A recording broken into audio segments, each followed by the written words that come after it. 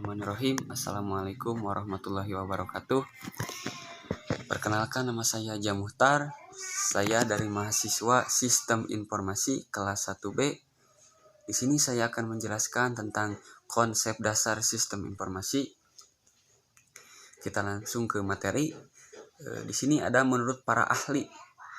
Menurut Gordon B. Davis, sistem ini adalah merupakan bagian-bagian yang saling berkaitan yang beroperasi bersama untuk mencapai beberapa sasaran atau maksud. Yang kedua, menurut Raymond Micklid pada tahun 2001, sistem adalah himpunan dari unsur-unsur yang saling berkaitan sehingga membentuk suatu kesatuan yang utuh dan terpadu. Kita simpulkan, sistem ini merupakan bagian-bagian dari elemen-elemen yang saling berkaitan, yang saling berhubungan untuk mencapai kesatuan atau tujuan. Seperti itu.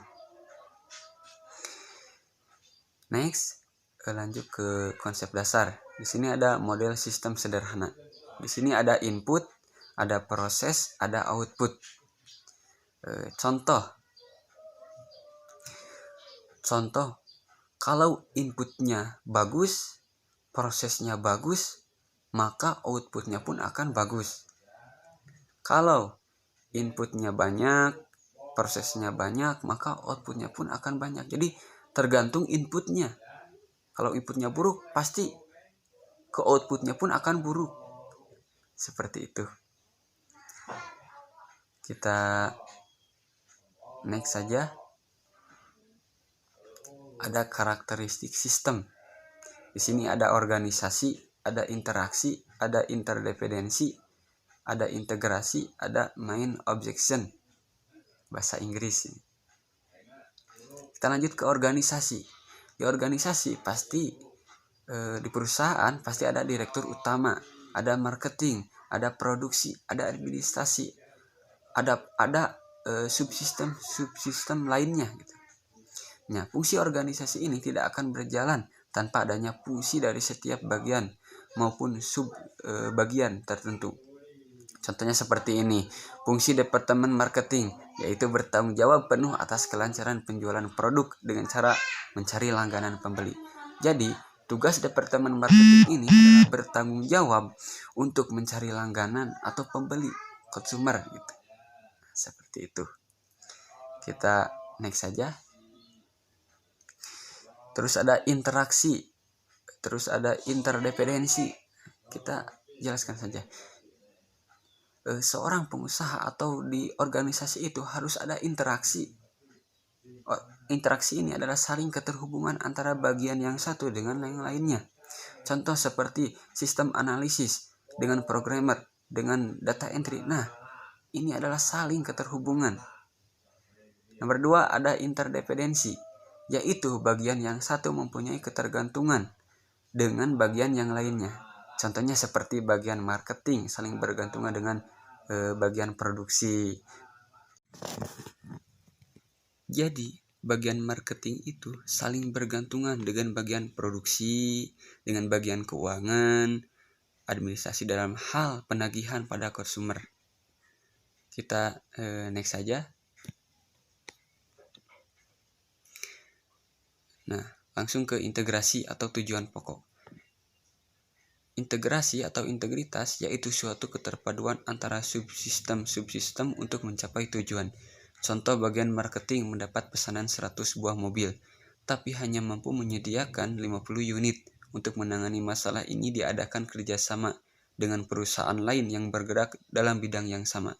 Nah, kalau kita ingin bekerja sama dengan perusahaan lain, harus di bidang yang sama.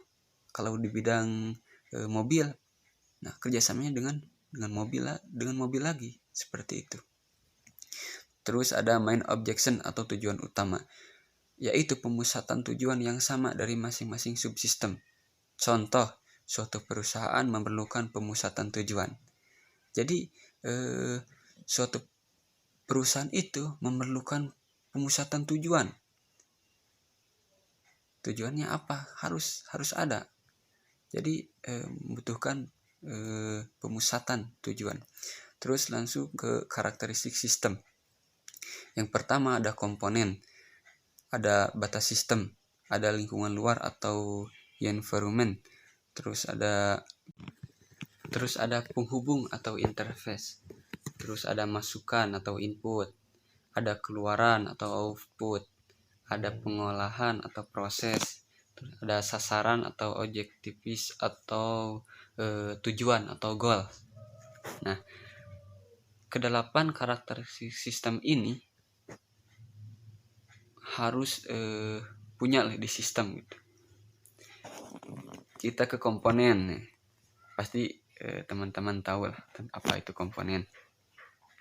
Lanjut ke batas sistem atau boundary. Nah, ini merupakan daerah yang membatasi antara suatu sistem dengan sistem lainnya atau dengan lingkungan luarnya. Batas sistem ini memungkinkan suatu sistem dipandang sebagai satu kesatuan. Jadi batas suatu sistem menunjukkan ruang lingkup atau dari ruang lingkup skop dari sistem tersebut gitu. Jadi pembatas lah, seperti itu. Kita next.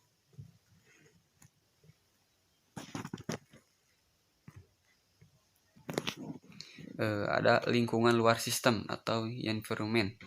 Ini adalah di luar batas dari sistem yang mempengaruhi operasi sistem. Lingkungan luar dapat bersifat menguntungkan dan merugikan. Jadi lingkungan luar sistem ini dapat merugikan maupun menguntungkan gitu. Terus ada penghubung atau interface.